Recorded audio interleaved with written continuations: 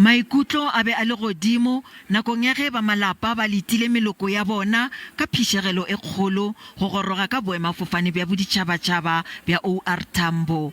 Ge ba kopana le bona le go ba amogela lekgala mathomo go be go foka moya wa lethabo. O mongwe wa bona ke moithuti wa dithuto tša bongaka Mandisa Malindisa yo a ikhweditšego a kgakgetswe ka gare ga ntwa ya go boifiša ka Ukraine. Yena o be a sepela le moithuti mmogo Ntateko yo le yena a bego a le ka gare ga ntwa. Traveling for 4 days, not having proper food, no water, fighting for our lives, fighting other people, people trying to fight you, people stealing food, people fighting each other to get on trains, the racism at the borders, the low temperatures, freezing cold, us having to sleep on the streets. It's been a 5 or 6 day trip. Minimum sleep. I feel quite overwhelmed, but I'm really glad to be home.